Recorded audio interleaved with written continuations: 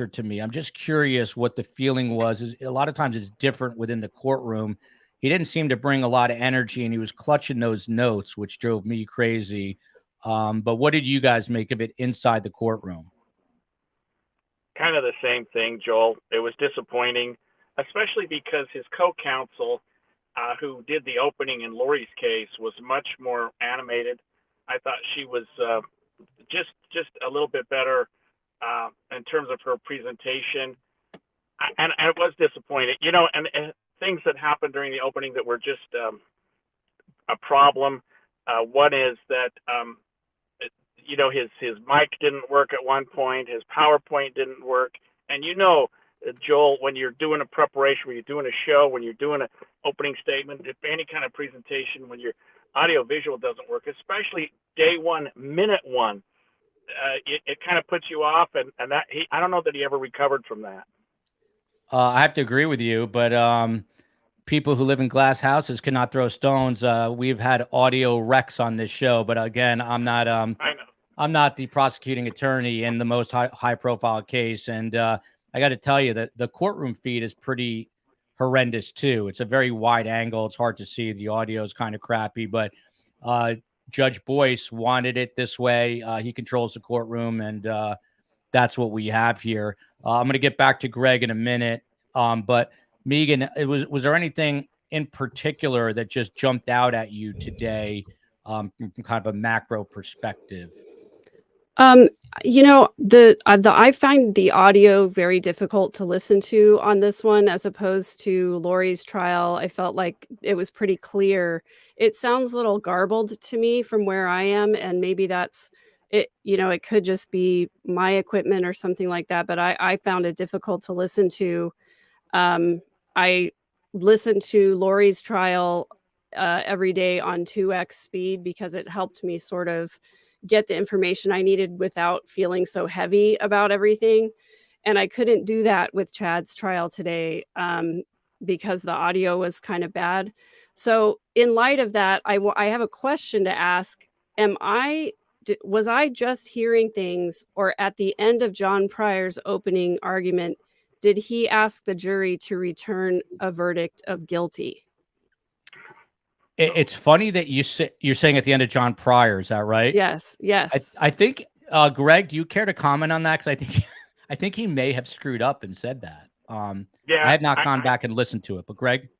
Yeah, I was there. I don't recall that. Maybe because I'm a defense attorney and I just assume we all end with and find our client not guilty. And so I just sort of tuned him out at that point. I wasn't overwhelmed by his opening remarks either. But I don't believe he said that. If so, I'm not sure the jury would have picked up on it any more than anyone else. But that would have certainly been a faux pas. Unless maybe it was. Yeah, Megan, I was just going to say, unless he's really annoyed because he's not really getting paid anything for this. But I think that would be ineffective assistance of counsel. So yeah, I think we'd have issues. I'm sorry, Megan, did you want to add something else? I didn't mean to. No, I was just going to say it's possible that it was just an audio glitch, that it came through that way, because it did seem like the audio maybe sped up just a little bit at that point. But I had to go back and rewind it several times because I swear he said return a verdict of guilty. But I'll go back and rewatch it. Gigi McKelvey's all over this kind of stuff. What's up, Rockstar G Money? What's up, Joel? People ask me, do you have a new nickname? And I'm like, nope, Joel gave me that nickname. G Money, we lost Greg. This is quite a show. We started with no guests. We had 2 guests, 3 guests. Now we're back to 2. Hey, Greg. Greg, you're going to make me nervous. So if you hold that phone up, your arm is going to as strong a man and as in shape as you are, it's going to kill you. So try to prop it on something. But Carrie Lassiter here says they are supposed to sound convincing. Gigi, we were talking about this right before you got on. Rob Wood holding notes in his hand and sounding like a church mouse. You could barely hear the guy squeak. What do you make of that? Look, I think it was effective. I love the chapter system. I mean, this is a convoluted case. You can't throw everything at these jurors right out of the gate. I think the way he did it was really good. And he kind of did the same last year. It was different openings, the way he did, of course, is very specific to Chad, but I thought it was good. You don't always have to like yell and spit on the jurors right out of the gate. So I think that gentle approach, because it's a very heavy subject with these kids. And I think keeping your voice low and calm, it kind of sets the tone of this may be scandalous with the text messages and the storm and all that stuff. But at the end of the day, it's about these kids that were found on his property dead and Tammy Daybell. So for me personally, I liked it. I mean, I thought it was appropriate and short, which is good because we could be here till the second coming if he tried to explain the whole story right out of the gate. That's a good point. It's 22 minutes. And I was telling Tim Jansen, by the way, 10-10 wins in New York City. Their motto is you give us 22 minutes and we'll give you the world. Well, Rob Wood gave him 22 minutes and he gave him the Lori Vallow story, which is basically the equivalent of telling that story, the entire story of the world, because it's so convoluted. Sandra pointing out that we do have, in fact, an international audience. And then Little Lamb, I feel like I'm just used to bad court audio tech at this point. I just want to make it abundantly clear that even though we seem to have Fisher-Price equipment here and we have audio problems, that is the courtroom feed. We have nothing to do with what you're hearing on that courtroom feed. Space Coast on the West Coast is, of course, always trying to sweeten the audio. This question, obviously, for Lori's cousin, Megan Connor, again, from Carrie. What are Megan's impressions of the testimony so far? Obviously, day one, we had Ray Hermosillo, the detective, on there. But what do you just make of the general feeling today versus the last go around? Well, there certainly are many more objections from the defense team in this case than there were in Lori's case. And I think that's probably because Chad is actually allowing his attorney to put on a defense here. I think he's doing a decent job of trying to get objections in where he can, but I do find that to be a little bit tedious, especially when we're talking about crime scene photos that have, pretty obviously been taken by professional people and things like that. So that part I had a hard time with. And there definitely was a portion of Detective Hermosillo's testimony that was pretty much the same as in Lori's case. The day they found the children, I was just recalling that was almost word for word the same description that he gave of Chad looking over his shoulder and all of that. So that took me right back to last year, and that was really hard for me. It was I started to feel, to be honest with you, I didn't think that this trial was going to be as hard for me because it's Chad and not my own cousin, but it's still, the deaths of innocent people, two of whom I was related to. And as soon as Rob Wood said 2 dead children, that it was like, okay, I can't, this is going to be just as emotional for me as the last trial was too. So I'm preparing for some self-care. That's a good thing, a sad thing, but I'm glad that you're being realistic about it. And I think it's going to be difficult for everyone, but obviously, especially for the families. Yesterday we covered the sentencing for James and Jennifer Crumbly, and just hearing the victim impact statements yesterday, especially from one of the victims' very young older sister, it broke my heart. So these are real people with real repercussions and real tragedy that they are dealing with. Greg Scortis. So as Megan has alluded to and Gigi so far, Rob Wood broke this into chapters, which that part I thought was interesting because, of course, Chad Daybell was writing these kind of whacked out books. And I think there was some, overlap with that, some allusion to that. And he went on to say that he craved significance. That's what he wanted in his life, and talks about how Chad had 5 children and eventually moved to Idaho, where he married this beloved school librarian.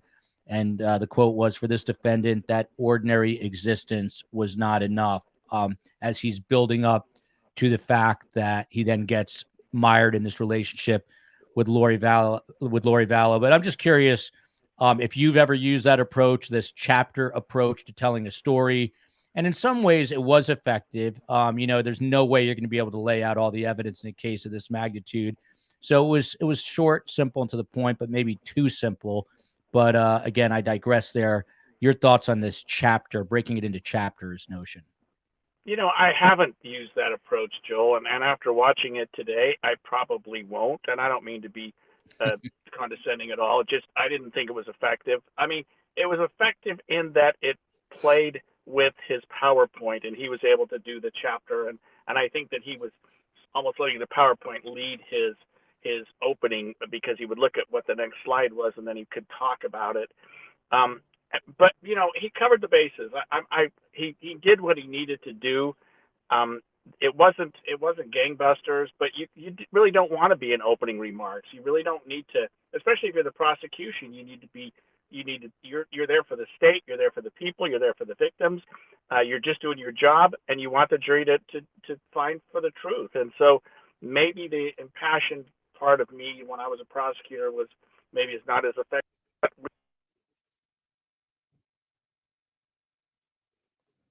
Did we just lose Greg's audio, or is that me? Yeah, cut out there at the end. Yeah, it did. Yeah, I thought so. It's okay. Well, Greg will reestablish with that Wi-Fi signal, which I think is It's just Greg. different than what I would have done, Joel. I'm sorry. No worries. You cut out a little bit there. Gigi, the question for you here: do you wish that you were at the trial? I know you said you're obviously not going to be. This is a 2.5 month trial, so.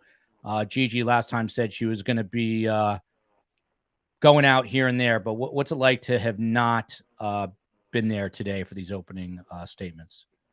Yeah, it felt a little weird, but I have my grandmother's 89. I helped take care of her. Her back's hurting, so I went and took care of her. So it was nice because I'd have just been worried. It's streaming, so at least we have that.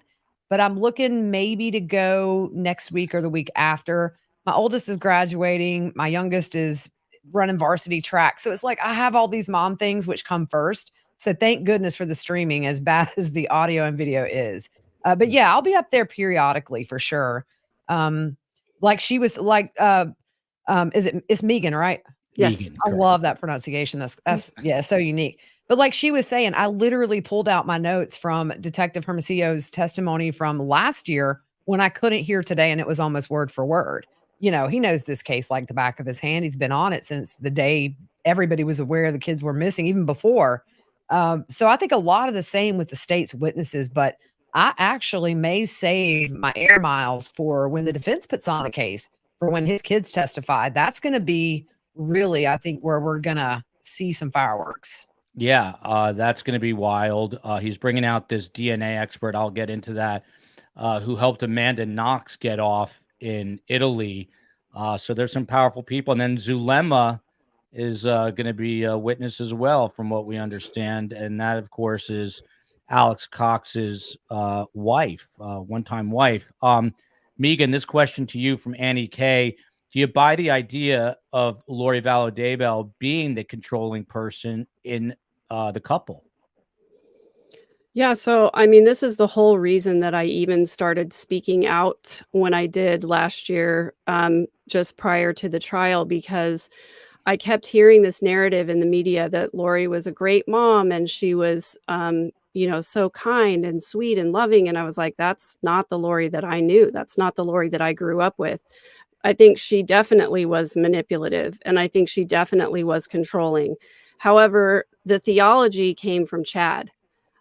Lori did buy into it, but it came from Chad. Light and dark came from Chad. Zombies came from Chad.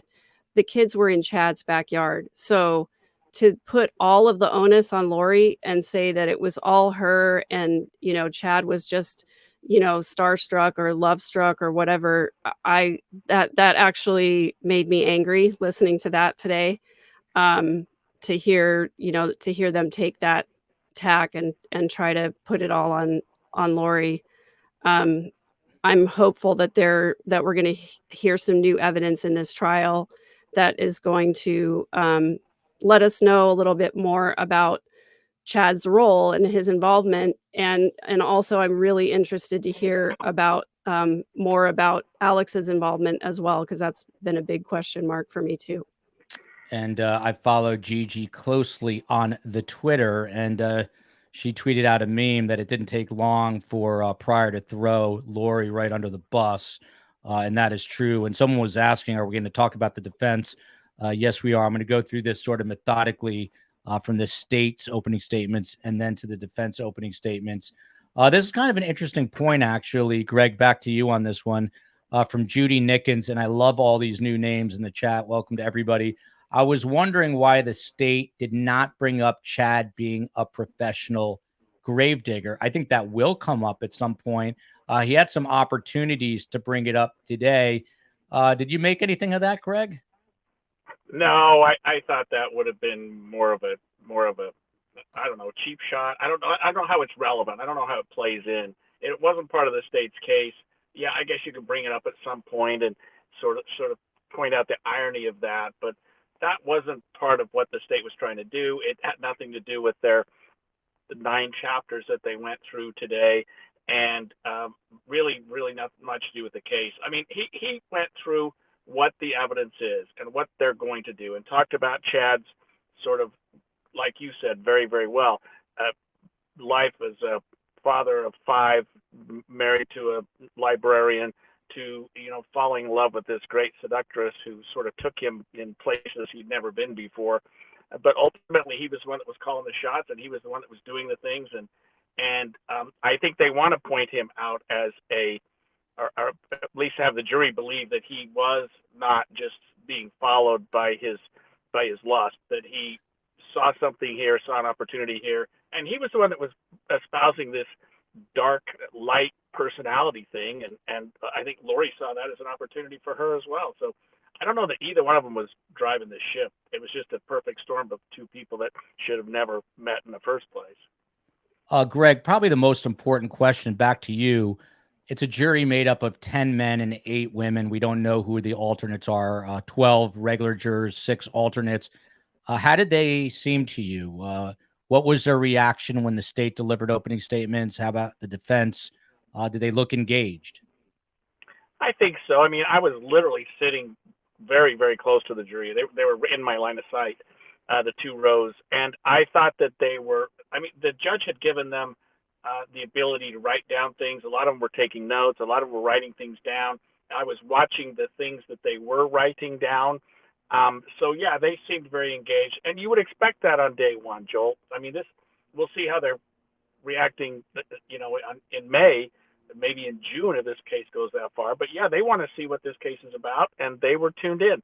And right from the opening get-go, and even the detective, Hermosillo, who testified, and he was the only witness that testified, and I don't think we're even halfway through his testimony, they were following him closely. They were writing things down. I think they were expressing some level of annoyance with the constant objections from defense counsel that were not effective. And I hope that that's not the way this trial is going to go for defense, because that's going to bother the jury at some point. And they did not seem very impressed with that.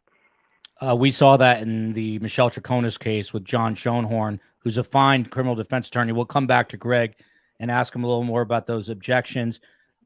G Money McKelvey, can you just inform the audience? This keeps coming up over and over. I thought the defense was out of money. How do they pay for these high-priced experts? It's literally one attorney, John Pryor, and he tried to wiggle his way out, and Judge Boyce didn't allow him to do that. We joke, but it's true that I think he literally owns Chad Daybell's house now. But Tim Jansen was in disbelief. He said that a trial like this should be $1 million payday for a criminal defense attorney. He doesn't even know if Chad's getting, if John's getting a couple of $100,000, if that. So what's the bottom line here? What do we know about payments here for John Pryor and why he is doing this for very little pay, relatively speaking? Well, when they had the hearing where he asked to be removed, which was weird because in the middle of the hearing, he's like, I don't want to be removed. So I was like, well, why are we here? But actually, some of the experts are paid for by public, taxpayer money, but you only get so many. So it's not like it's a free for all where you can bring in 20 expert witnesses, but I think, 3 or 4 probably are paid for by tax dollars. John Pryor said at that hearing, he was essentially doing this for free at this point, but it's a little late in the game. I mean, he's been on this case since pretty much day 1, the very beginning. He should have known a couple of years ago. He wasn't going to be able to handle a 10-week trial that's a death case, which he's never tried on his own. What happens if this dude gets like COVID or something or has an appendix attack? This trial's going to get delayed. There's nobody there for like backup. It's crazy. But no, he owns the deed to the house. Good luck selling it, because I just don't.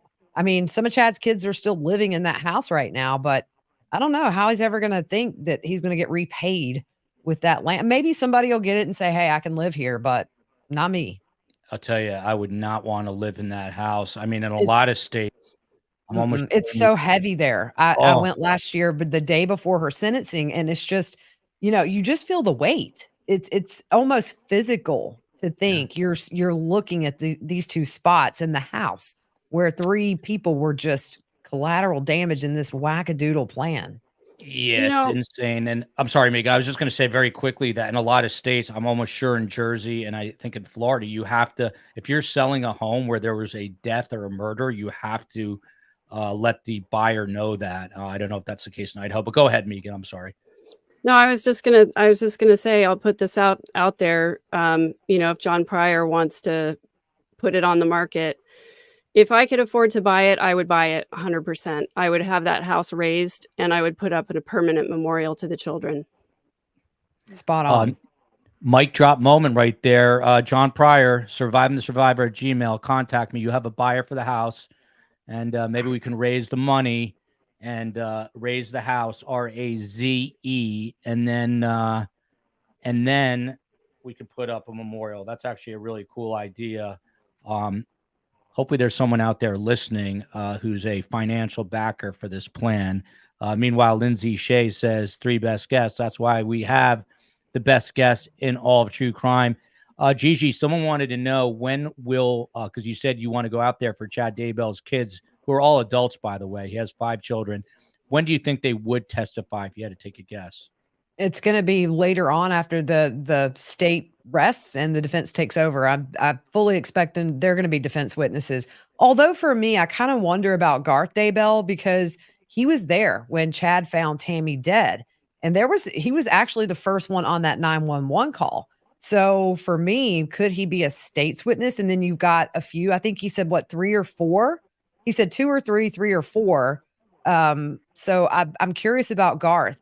But I do think that'll come in the defense, because he said they're going to testify that she was sick, wasn't going to the doctor, was doing homeopathic stuff, which kind of blew my mind, to be honest.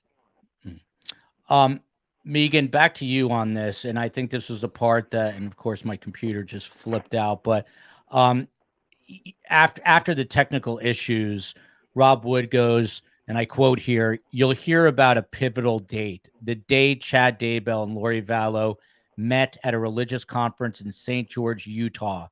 That introduction set into motion what you will hear about." And then he goes on, in his thirst for sex, power, money, Chad created this alternate reality where he called themselves James and Elena. More than anything else, Chad's obsession with Lori was rooted in her adoration for him. He called her an exalted goddess. They're really like playing up the sexualization of Lori Vallow. Just curious what you make of that she literally seduced him into doing this. Yeah, it's hard for me to listen to that. It's hard for me to wrap my brain around my feelings right now. So just forgive me if I'm not as articulate as I like to be. But he called her Miss Texas, right? Which she didn't win that pageant, by the way. So there's definitely some over exaggeration and reaching there to try and make her into some kind of a succubus. But I obviously, while I think there's the manipulation that went on there and everything like that, I think it was Lori's intent to meet Chad because she was drawn to his near-death experience, power, and I think that it was beneficial to Chad, obviously, to have a beautiful woman interested in him in any way. And so I just think that, using Lori's looks and the sexuality to try and excuse murder is kind of just disgusting to me. I don't know what else to say about it right now. Those words are well said. No apology necessary. This is heavy, heavy stuff. I'm going to bring this comment in just to lighten things up for one moment. Oh, yeah, this is it from Black Widow in the Republic of Ireland. She says, I need a puppy bath. But I have no idea. Sometimes she says things with Irish references. I have no idea if that's what this is or what she's talking about. But I digress for 1 minute to let you know that today, after opening statements, I let both Ethel and Frederick Morris Roosevelt Brown out in the back to let their legs loose. And Fred was chasing Ethel, and lo and behold, Fred flipped over backwards and fell in the pool upside down. I could not believe my eyes. He floated to the top, and he was able to paddle his way out into the shallow end. So I bring that up for one reason. I now know that Fred Brown can handle his own at 4 months old in a swimming pool. I digress. Greg Skordas, back to you. Got to have some levity when we're dealing with really heavy stuff. I'm curious, probably the least impressive human being to me on Earth, the person who would leave the least impression on me on planet Earth might be Chad Daybell. I said he would have a major career as a commercial actor because the guy could be a milkman, he could be an insurance man, he could be a goat herder, he could be anything. He's just the most bland, boring looking human I've ever seen. Curious, Greg Skordas, now that I've eviscerated him because he can't come yell at me. What did you make of him in court? Did he have any emotion? People say he literally does not move. Was he reacting to anything? You know, I'll tell you one of the weirdest things I've seen in a while, Joel. When we walked in the courtroom today, and the lawyers were not there and the judge was not there, Chad was there. And his table was facing crossways so we could see him. It wasn't like his back was to us. And he just stood there staring at the wall in front of him. And he didn't move for 20 minutes. It was weird. And I felt sorry for him a little bit because I thought, dude, you need some friends or you need somebody to talk to. I mean, he was just there alone. I don't know why they brought him out like that. I don't know why his attorney allowed that to occur. The jury wasn't there yet, but he just sat there stoic, and he did. He looked just the way you just described, as this guy who's like, why am I here? What's going on? You know, he did not look like a criminal defendant in a 3 first-degree murder count facing the death penalty. And even during the trial, no reaction, not much at all, just kind of sitting there. He and his attorney had no interaction hardly at all. And it's the way you described him. I think you nailed it, Joel.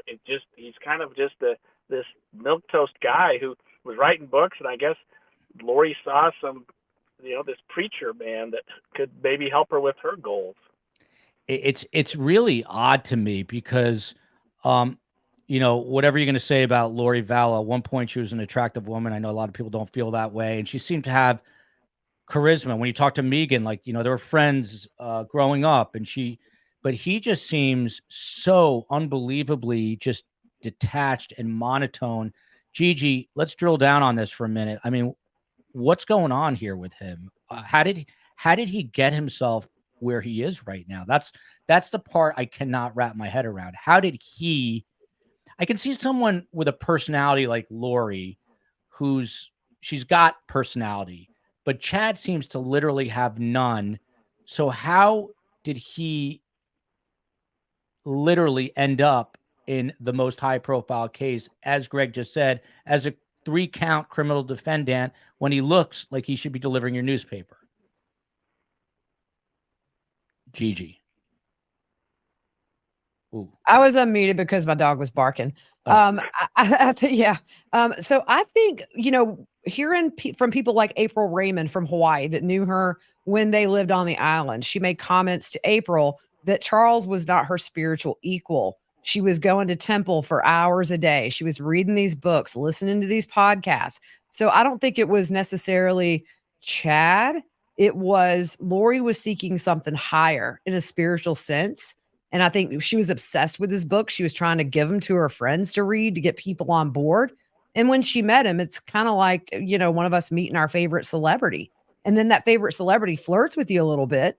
And then there you go. So I think it was a bigger thing for Lori. I think it was that validation where Chad made her feel and convinced her. I don't want to say convinced her. I think she probably believed it pretty easily that she's an exalted goddess, because I think in the back of her mind, she probably thought she was better than everybody else in a spiritual sense. And so fire gasoline. I don't think there was one that was more at fault or less at fault than the other. I think it was they took turns being in charge.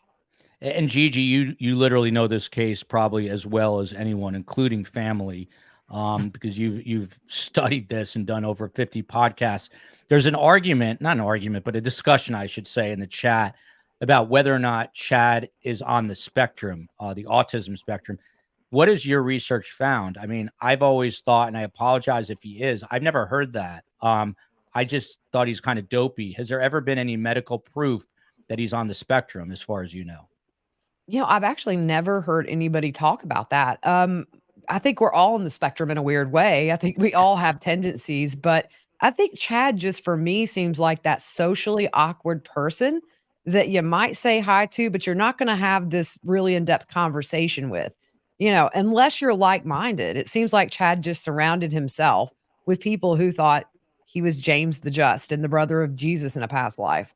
You pick the people you hang out with because like Lori, they built her up. They told her what she wanted to hear. Chad told her. And I think it went the same way for Chad. I think he liked having that little group that he felt he had this big influence over, and especially Lori, because here we are.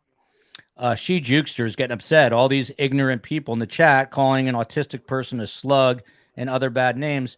She Jukester, I'm curious if you have proof that he is on the autism spectrum, and you can email me survivingthesurvivor@gmail.com. I'd be very interested to read about that. But as far as I know, that he's never been diagnosed as such. So I don't know if it's an overreaction on your part or inaccuracy and lack of knowledge on my part. But again, I'm open-minded. I'd be curious to hear what you know about that, if there's anything else to be gleaned from it. Meanwhile, Megan, back to you.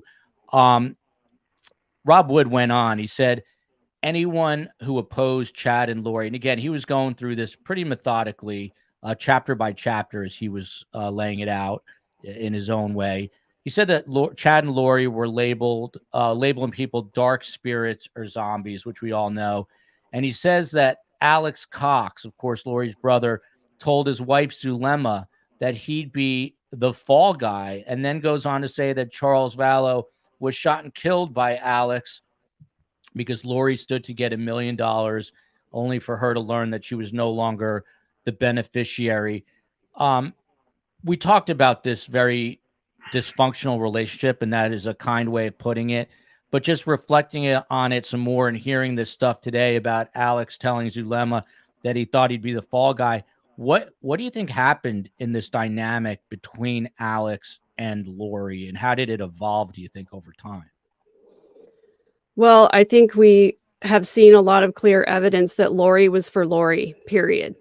And she wanted what she wanted, and then she knew how to manipulate people in order to get it. And Chad's theology gave her a good vehicle for, I think, firstly, getting rid of Charles, justifying that with religious beliefs, and then, continuing to take it and escalate it and eliminate all, as he said, all of the obstacles that were in the way of Lori getting what she wanted. And so my sort of theory about all of that is that Alex was useful. He was a useful servant. He did anything that Lori asked him to do, and she knew that he would. And so when they were finished with him and he had played his role, I really think that they either somehow killed him or convinced him that it was okay for him to kill himself because he was done with his mission. And I think that was what that blessing from Chad was about. And I think that was probably part of Lori's narrative all along, was like, well, let me get this person to do what I want. And then she discarded him, just like she discarded Charles, just like she discarded the children, just like she convinced Chad to discard his wife. I'm pretty sure that that's how some of that went down. Elizabeth Salvatore, thank you for that. All the dark spirits were people who could get them money by their deaths.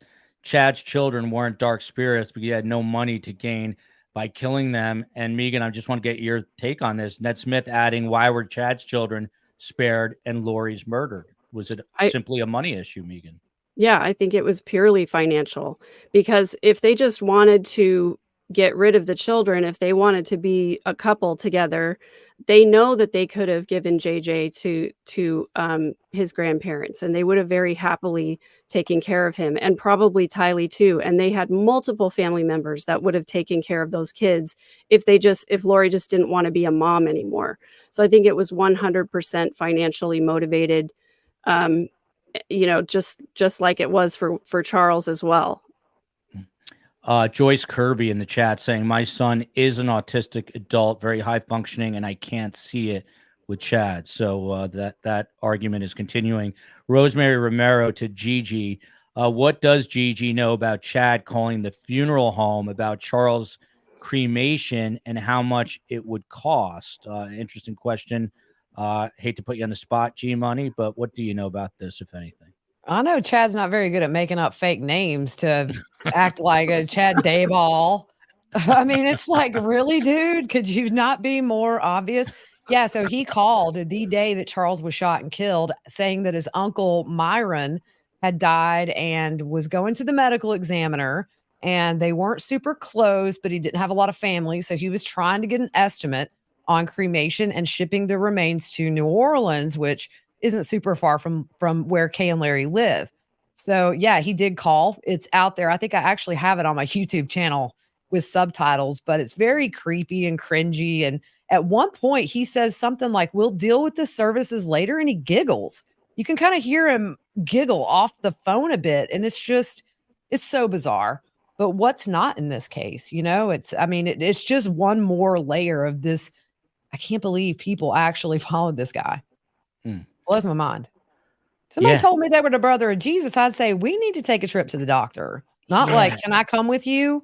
I mean, people are so gullible. This is what this is the part I don't get. You see all these cults that we've had over time, but the cult leaders are generally charismatic people. And we've had cult experts on the show, but I just cannot see Chad convincing anyone to do anything. Will that call be used as evidence, G Money? What do you think? I could, but he's not charged with anything in Charles's death. And I know in Lori's trial, there was very little they allowed to come in about Charles. And with Chad not charged in that, I'm not sure how much will come in. It could show just, we got an attorney here, but it could just show the mindset and the things he was willing to do to further this mission. By the way, I think the same credit card Lori used to pay for his cremation, she ended up and paid for Chad to come down to Arizona with. It's, not long after. It's insane. But yeah, it's a crazy call for sure. Chad Daybell. Greg Scortis from Katrina here, and you talked about this early on. Do your guest, the only lawyer, does he have a take? Does Greg Scortis have a take on this judge, Stephen Boyce? Is he too lenient in allowing so many objections? I mean, there were a ton today, and this is day one out of the gates. This is going to be. I never understand the game plan here. I don't know if he's trying to interrupt the flow of the narrative, but Greg, we're going to be in for a long trial if there are this many objections. What did you make of it and the judge? Yeah, I thought he could have wrapped them up a lot better, Joel. I really feel like he's trying to appease defense counsel, and so he throws him a bone once in a while and just sustains an objection. And I'm like, that was no different than the one you just overruled last time. So, and then another problem is you probably heard the judge say we're not having court on Friday. We didn't have court on Tuesday. Last Friday was a waste of time. I mean, this judge, and I say this with all due respect, made Lori's 4-week trial into a 6-week trial, and he's about to make Chad's what I consider to be a 5 or 6 week trial into a 12-week trial.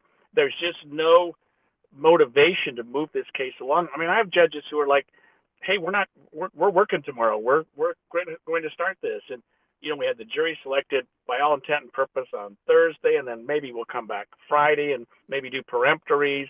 And then he's just, every time there's an objection, we have to have a sidebar and talk about it. You're right. I mean, to me, as an attorney, very frustrating. And I don't have to practice in this jurisdiction, luckily, because I'd probably be held in contempt of court. But it's painful to watch the way he controls, or better said, doesn't control his courtroom. And I say that with all respect. He's got the robes on. I'll never wear robes, but so he's doing something I'm not.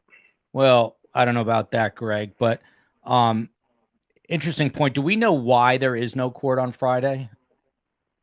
No, I mean, why didn't we have court yesterday? I mean, it's great. I'm in Boise, and I'll tell you, Joel, it is beautiful golf weather, and that's the only thing I can think of why we're not having court on Friday. He said that the attorneys had to deal with some issues. We've had 4 years to deal with issues, or you know what I mean? We've had at least a year since Lori's trial to deal with all these issues, and so I don't understand why we're not moving this case along. I know that he's going to say he set aside 2 weeks for jury selection, and we're all way ahead of that. But nobody who's ever practiced on a capital case really thought jury selection was going to go 2 weeks. 4 days, 5 days, maybe, and we had the jury in 4 days. But he's sort of using those 2 weeks anyway, and we're just going to drag this trial on. I feel very bad for the jurors, because those are people. They're making $10 a day, Joel. $10 a day. I was just going to say that out of everybody, I feel the worst for these jurors. They're going to have to sit there for weeks on end. Donna Donald, Marshall Applewhite was not a looker either. That he is the famous leader. You remember the guy with the white short hair and the short guy, Heaven's Gate. But he had some, I think, at least some charisma to get these people to follow him. And this is a good point, because we're talking about Chad Daybell being persuasive. Joel, he had 6. He needed 144,000. That is a good point. So getting back to Rob Wood here, and then we'll get to the defense. He talked about the collapse of the dream. He also had a PowerPoint presentation. He lists the attempted murder of Brandon Boudreaux, which is going on in Arizona. That's Lori's next trial. Concern for the missing children, lies to police, unwillingness to produce the children, the raccoon text, all part of this collapse of a dream. And then went on to talk about how the trial, as Greg was just saying, is going to be very long with many witnesses, and Rob Wood did about evidence to come, including financial, law enforcement testimony. Even some Hawaii police are going to be subpoenaed for this. Megan, to you, we talked about it briefly, but what are you expecting differently here in this trial, either evidence-wise or otherwise? We already heard some evidence today that was different than what came out in Lori's trial. The detective was able to testify about the time that he spoke with Chad and Alex when he was asking for Lori's location and JJ's location. It was just more detailed, I think, this time than we heard in Lori's trial. And so I think that's kind of how it's going to go. We're going to hear a lot of the same evidence, but I think we're going to get an angle in, Chad and Alex's involvement that we didn't get in Lori's trial. And that's what I'm hoping for, in fact. This is going to be a long, drawn out trial. There is no doubt about that. Rob Wood wrapped up his opening statements, and then we'll switch over to the defense, basically saying, listen, you're going to hear the defendant's own words, G Money. So maybe that's where he's indicating we might hear some of these calls. And he says that your verdict is going to be the final chapter. Was that an effective way to close opening statements, which some people thought were a little lackluster? I mean, I think the openings went fine. I've seen people who thought they weren't great, but it's really not about the openings. It's about what they do after the openings up until closings that's going to make the biggest impact. And like I said, there's so many moving parts in this case that I think that doing it by chapters with him being an author was a little bit of a, slap in the face to Chad, he made $2,000 a year selling his books. So, yeah, I thought they were good, and I thought it ended well. And I mean, look, already you have Detective Hermosillo on the stand, who is on day one giving some very powerful testimony that sets up. You've got these adults who seemingly don't care. There are 2 kids that the police are trying to find, and they're lying. Oh, I hardly know her. That's your wife, dude. And so I think that openings, it's just not like the main focus. Of course, it's an introduction, but what I saw last year sitting in that trial every day except for the one day I went to Atlanta with my daughter for Taylor Swift, it's very effective. And the jurors' faces at times horrified, shocked. John Pryor would look at them when certain texts were read out loud that are very cringy. And so I don't think the openings, whether you think they were good or bad, at the end of the day, it's going to be what comes in the middle before those closings that's going to decide this case. And, getting up there almost like a preacher and slinging your arms around and yelling, I don't know. In this kind of case, I think the subtle, very unassuming was the way to go. I think you might be right. And you're 100% right about the fact that it's going to be the facts and the evidence. And honestly, if this goes as long as they say, I don't think any of these jurors are even going to remember these opening statements, and the closings are going to be super powerful and important. Patty David, who's in the chat very often. Megan, so much love to you, and thank you for sharing with STS. Tough times ahead for you, so please do this self-love and care for yourself. Followed by this question from Rosemary again. Is Megan going to listen and watch? You're not going to be able to see it unless you're in the courtroom.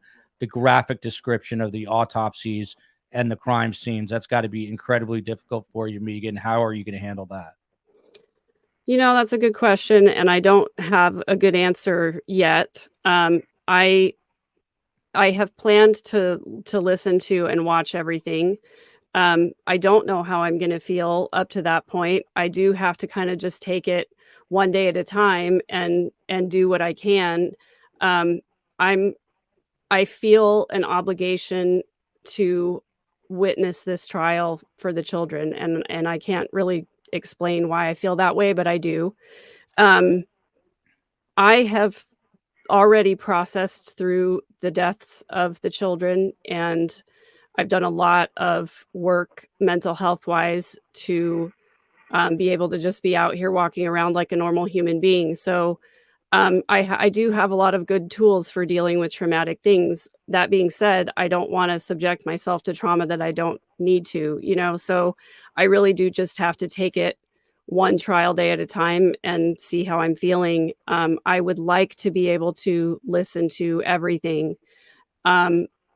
Listening to it the first time was pretty difficult, but again, I feel like I just need to witness it on behalf of the children to be there for them.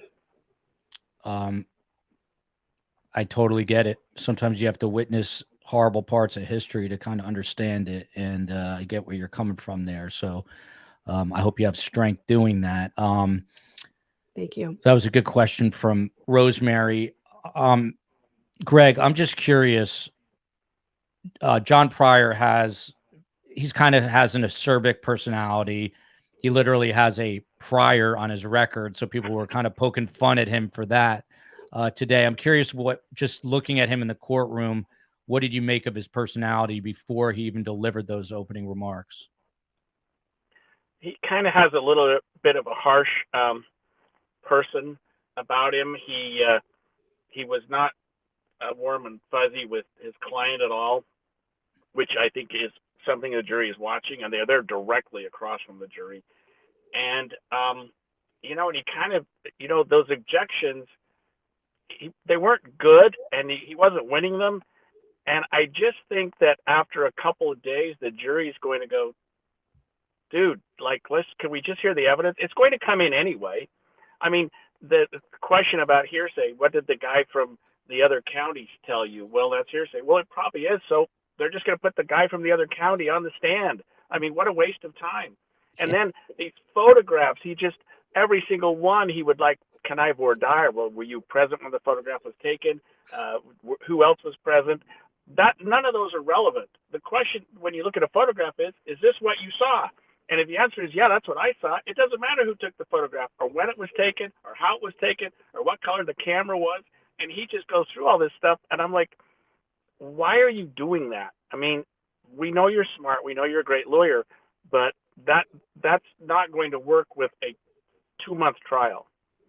No, I mean, we're objecting to a photo of JJ Vallow coming in. It's like, right. This is going to be a long trial. Right. Objection. Gosh. Who took that photo? Who cares? Who cares who took the photo? I could look at a photo of you, Joel, and say that's Joel. Well, who took the photo? I don't know. He just recognized the guy. He's a good-looking guy. That's him.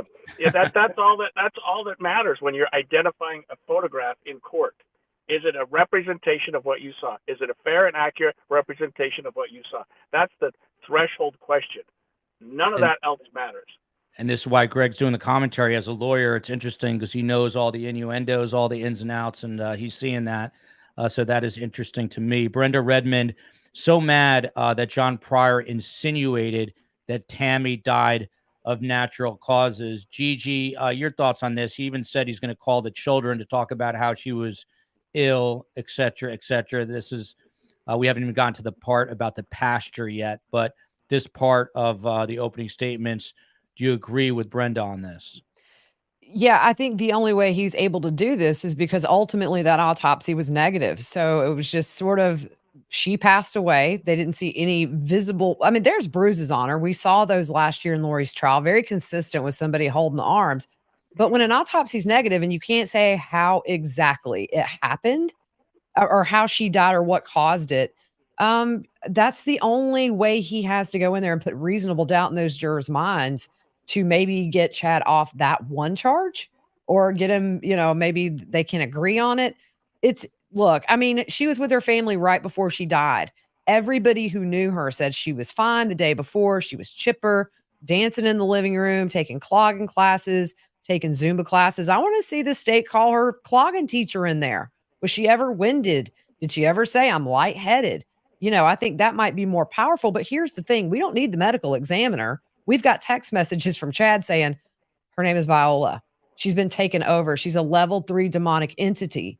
And I don't know about the timing for removal and things like that. So it's almost like you know how they say you don't need a body to find somebody guilty? These texts are more powerful than any medical examiner report out there. So we were worried last year that Lori might not get convicted on that conspiracy to commit murder charge for Tammy, but it all fits in the big narrative. Once these jurors get this whole picture and hear that Chad and Lori are texting less than 24 hours after Tammy was found dead, I want to be in your arms. I want to be with you. I love you.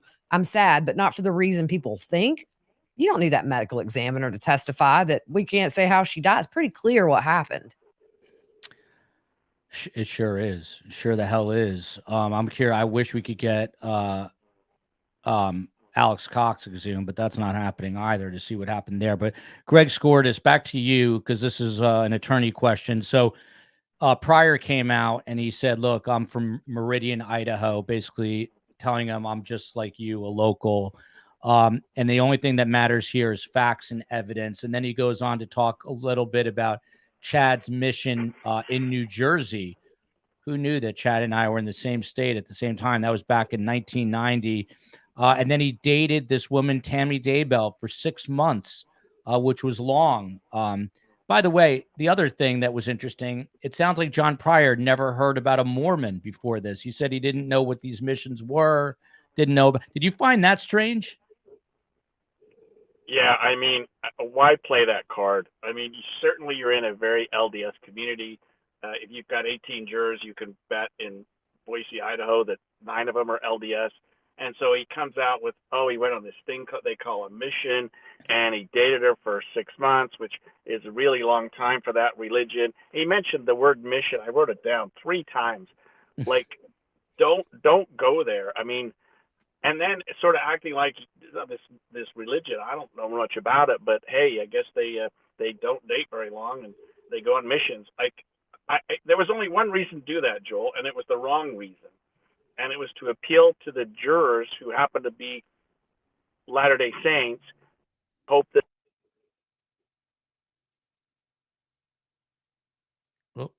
buy into that sort of argument. Yeah. Megan, I'm curious what you made of that. It's sort of a minor but major point, because he's obviously representing a client who is LDS. There's a big part of this case. I know that you were once a part of that church, no longer, but for his defense attorney to come out and play this sort of dumb guy where he had no idea what this religion is, what it's about, what these missions are, it was just odd to me, if anything. Am I allowed to curse on this channel? Yes, you sure can.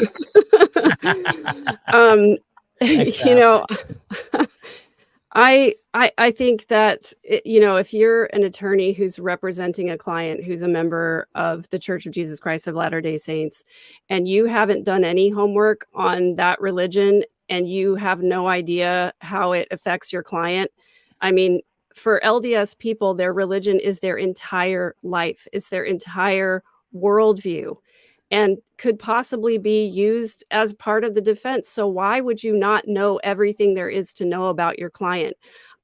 In the office that I work in, we have a saying for that kind of stuff, and it's called shitty lawyering. That's a good phrase to know, especially for my show. Something Greg Scortis never does.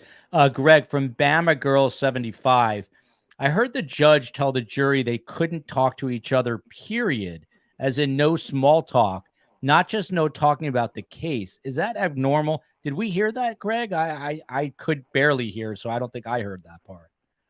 We did not hear that. In fact, Joel, we heard the opposite. What he said was, you can talk, but don't talk about the case. Don't talk about the facts of the case. I mean, obviously the jurors are going to talk. They're going to talk about the weather. There's somebody's tie that doesn't match or something like that. But he just instructed them, and he'll continue to at every break and at every close of court for the day, not to talk about the facts of the case. So I heard it differently. I may be wrong, but I heard him give an instruction that is consistent with virtually every judge I've heard in the middle of a jury trial about talking about the case bad, talking to each other about other things okay. Megan from Carrie here, she wants to know if it's common in LDS in the church to have a cremation. It's not really common at all. In fact, I don't think that I've ever heard of any other Mormons that I know of being cremated other than in the Cox family. And I do want to clarify, there was an autopsy done on Alex. It was found to be quote unquote natural causes, pulmonary embolism.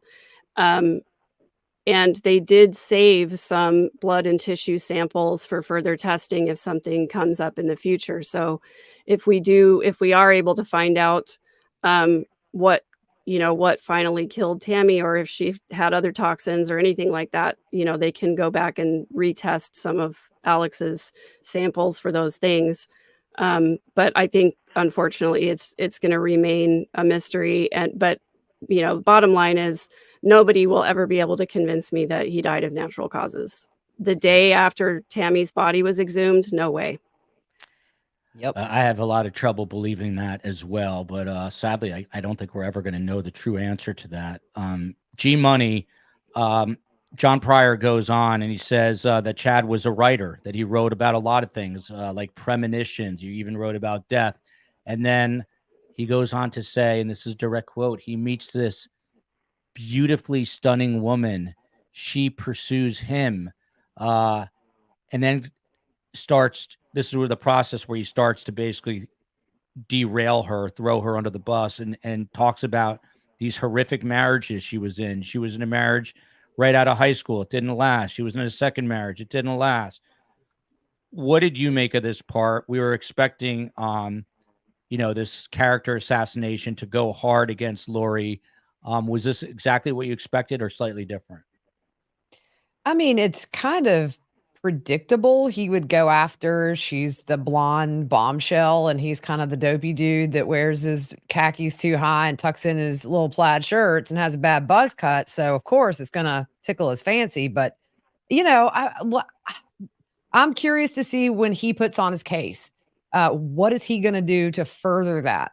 It's kind of easy to say that he was just led astray by lust, but I don't know. I mean, geez Louise, I don't know, man. I'll dream about this guy tonight. I've been so deep in this with the deep dive and stuff, but my goodness, I don't even know, Joel. It's just like, there are a lot of other things you could say, I mean, about her and what was done during the course of this year, from beginning to end.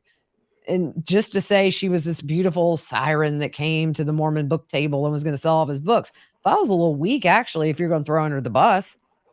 Yeah. Gee, you got to listen to some Pink Floyd tonight and put on some mood.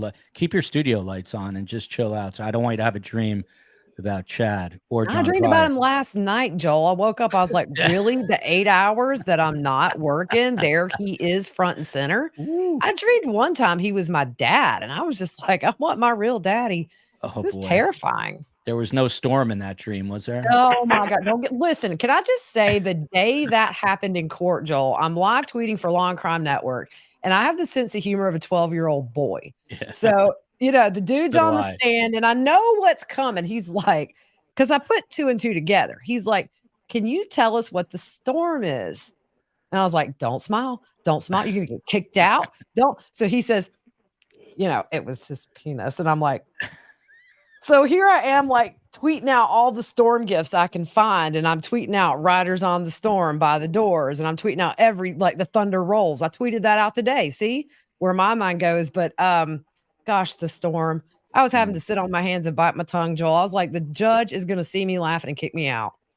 Oh dear, the storm. It sounds like a WWE wrestler. Yeah, this is that part is I can't even go there. I'll have a dream. I bet you have a dream tonight now.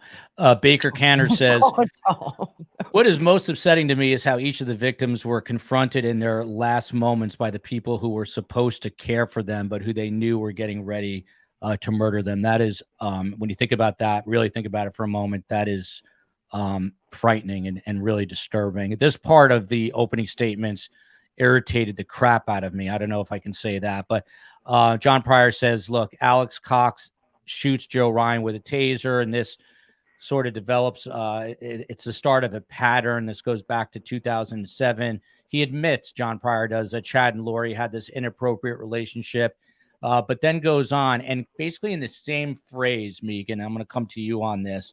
He talks about this sexual person that comes into Chad's life and literally just, he describes her as a very sexual person, but then intimates in the same line or a couple lines later that Chad's backyard is a 4.5 acre farm. So it's really not a backyard. It's a pasture, implying that Chad wouldn't even know what was going on in his property, and really pointing the finger at this point at Alex. I'm curious what you made of this part of the opening statements, because it was going pretty low, pretty dirty. Yeah. Talking about Lori, my good friend Lauren from Hidden True Crime called it slut shaming. I guess we're going to just do that. We tried to establish a pattern of her having erratic relationships and her being very sexual and all of that stuff. So again, that was it. It just made me angry for that to be the major focus of that. Again, as Gigi said, if you're going to throw Lori under the bus, there is a lot there that you could have worked with that probably would have been more effective for your client. And as far as the acreage on the property, I think he's really just trying to sell the resale value there so he can make some money. You might be right about that. And little does he know right now that he has a buyer in you. So that's kind of crazy. Greg scored us just a couple more things, and then I promise we will wrap. Pryor did say he's bringing on this DNA expert, a guy named Dr. Greg Hampikian. He's the person that got Amanda Knox exonerated in Italy. And he was talking specifically about that hair, or several hairs, I should say, that were found on the plastic, which was wrapped around J.J. Vallow, without getting too graphic. How effective could this guy be? Why would he bring it up if he didn't think he's going to bring some value to the table here for the defense? Well, I think that is just a small piece of the puzzle for the state, Joel. And I don't know that excluding that or discrediting that is going to make a difference. I mean, this is a circumstantial case. This is a case that has a lot going on with it in terms of statements made, recorded phone calls, just Chad's reaction to what was going on today when Hermosillo was testifying. He tries to run away. I mean, there's a lot going on here. Oh boy. Mid-sentence, those demons were taking over the Wi-Fi right there. That was a quick and sudden departure. But this data expert, they're also going to, let's see, I think Greg might be. Greg, you back? The demons whipped you off that screen. Are you back? Yeah, I'm here. Yeah, go right ahead. Yeah, I mean, I just was trying to make a point that the state's not hanging its hat on a DNA sample. Bring the expert in, have him discredit it. The jury will say, okay, great. What were the other 999 things we heard about Chad? McSpunky said that Greg's portal just opened up and enter Zulema. There is some humor here. Swallowed Greg right up. A couple quick things. G Money also, they're going to bring on a data expert to show that Alex Cox was really the one at Chad's property. And that Chad, as we started off by saying, his 3 to 4 children are going to testify for the defense. Are either of these sets of witnesses, do you think, going to be effective? The children, I would imagine, more so than the data expert, but maybe not. Maybe it's the science that will deliver more results. What do you think? I mean, then you have to explain the text message that he sent to Tammy, 17 minutes after Alex had left the property, saying that he had shot the raccoon and he was going to burn this limb debris. I mean, for everything that I think Pryor's going to do, there's 50 things waiting in line to just make Pryor look like he's got nothing.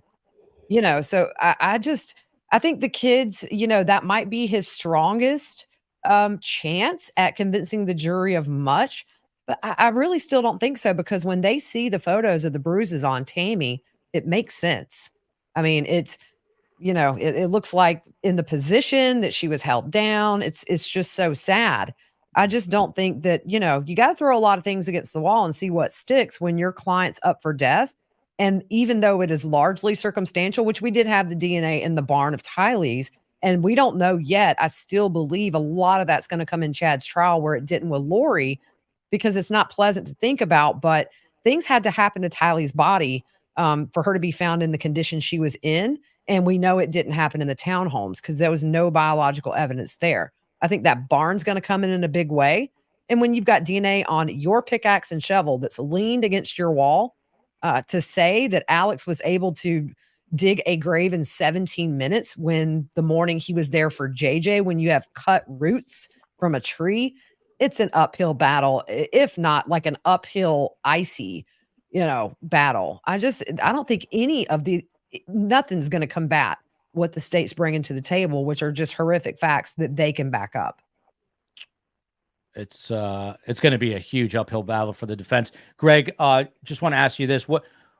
John Pryor is defending this client solo for what could be 8 to 10 weeks. Pretty much any attorney I've spoken to said that it's the craziest thing they've ever heard. You heard Gigi say, what if he gets COVID? What if he sprains his ankle and he can't walk? Have you ever heard of this high profile case with one criminal defense attorney? I've never heard of a low profile capital case with one defense attorney. I mean, you just don't do it. This is a capital case. It will be appealed for the next 20 years. And they will look at everything that attorney did, everything he didn't do. And ultimately, he's going to be in the crosshairs of the appeal, of Chad's appeal. Chad will attack him like he did everybody else in his life. But yeah, I'm surprised the court just didn't appoint a public defender as a second chair or something when Pryor was complaining about the lack of funds. The court may have created an error too here, but when Pryor's begging to get off the case, he's really begging for money. And I think that the judge would have done everybody a favor by appointing standby counsel. I get put in those roles all the time, and just say, look, you're on the hook, public defender, and you're going to try this case with John Pryor. Get up to speed. Let's rock and roll. And that's, I hate to say there's a built-in appeal here, but just having one lawyer on a capital case. The prosecution's got 4, and that's going to make it much more difficult in terms of looking backwards at the case in the appeals.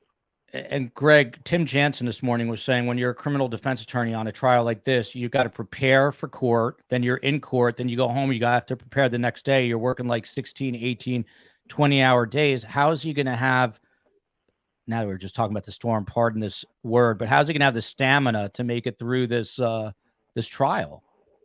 He's not. He's just not. You even if you just divide witnesses, I'll take A, B, and C. You take D, E, and F.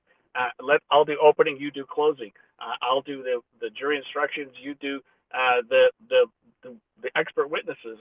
You have to do that. This is a capital case. It's going to go for 10 weeks, and there are dozens of witnesses.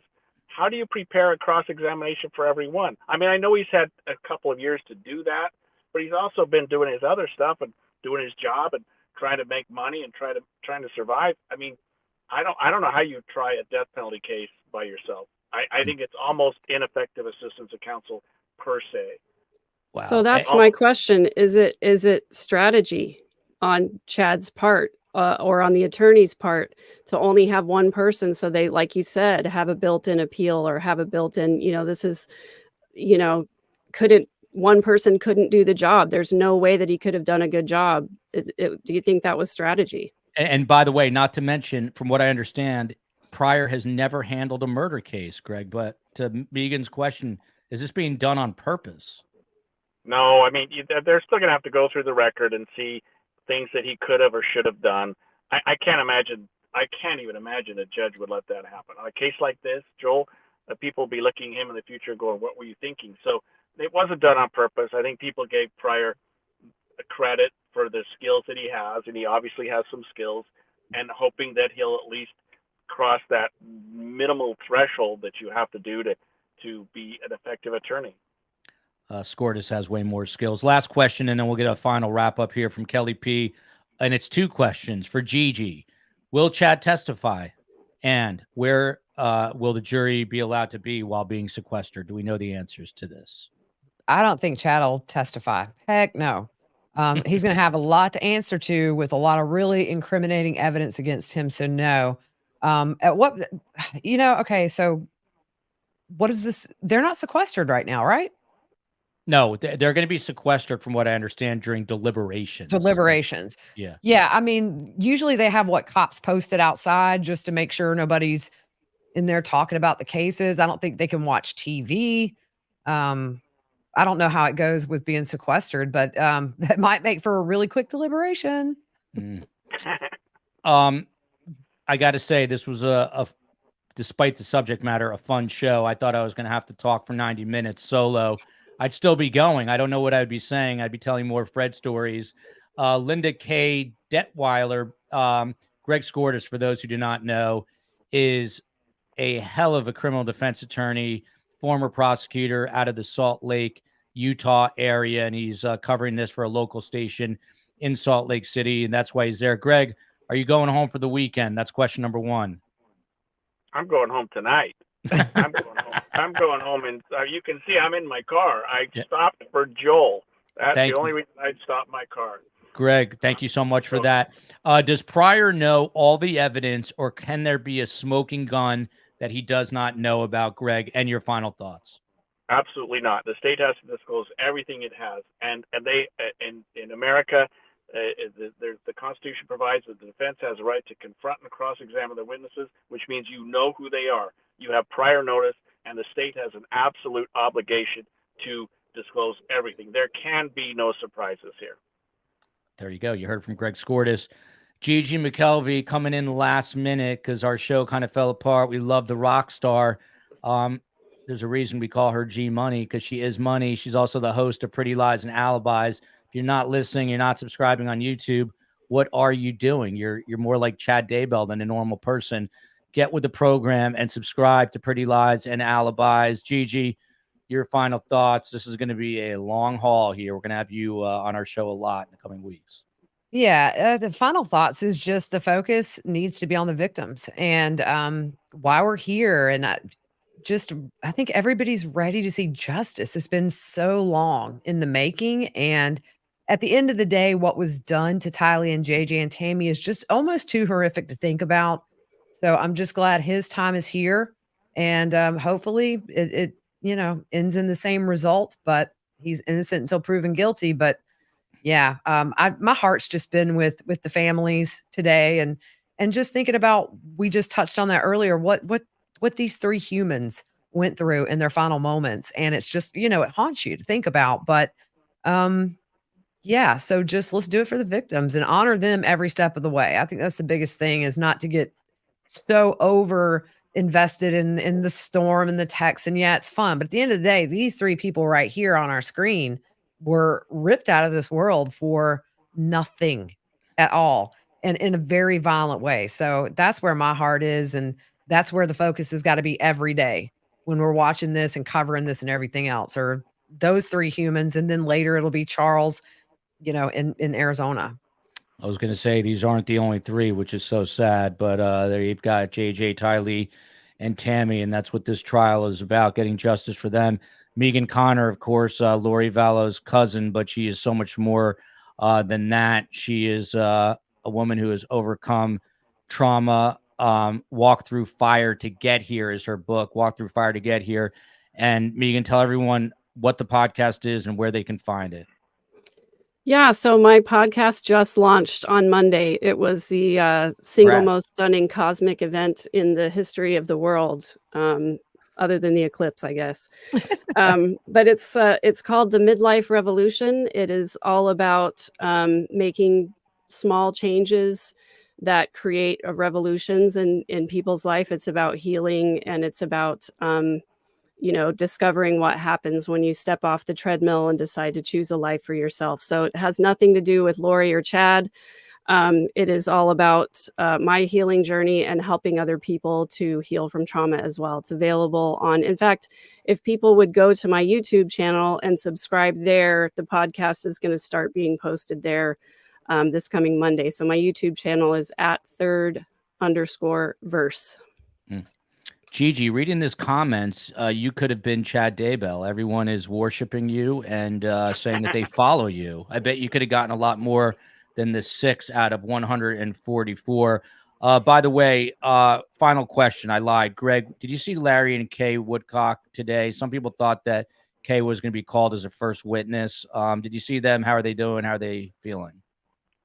Oh, they were working the crowd, especially Larry. While Chad was sitting there looking lost in the courtroom, Larry was working the crowd. He and Kay were sitting there. They seemed to have some sort of special chairs. The judge did allow that victims, because there's what's called the exclusionary rule, which means witnesses can't sit in the trial. There's an exception for victims' families. And so, yeah, Kay and Larry will be allowed to sit in the courtroom, even if they end up testifying. And they were there for the entire time. By the way, I need a midlife revolution because I'm having a midlife crisis. So I'll have to talk to Megan. I think I need a vacation, COE, and that's not happening for a long time. But want to thank these guests. They stepped up. I really appreciate it. Until tomorrow. By the way, Sebastian Robbins, speaking of autism, a 15-year-old with autism on the spectrum, and we are following his case. Where is he? He's been missing for this is the 6th week. And you're going on a book tour. That is a vacation. Yeah, that's some vacation. I can't. Yeah, it'll be fun, but a different sort of fun. That will not be a relaxing vacation. Love here. Oh, by the way, yeah, second channel as I wrap up. The longest goodbye in history. I picked this up from Carm. She can never say goodbye. Second channel at Surviving the Survivor trials, the best trials in true crime. We're going to be having the Chad Daybell trial only on that channel with closed captioning. Gavel to gavel tomorrow. Sebastian Rogers at 5 p.m. Until then, love you, America. Love you, panel. Love you, Utah. Love you, South Carolina.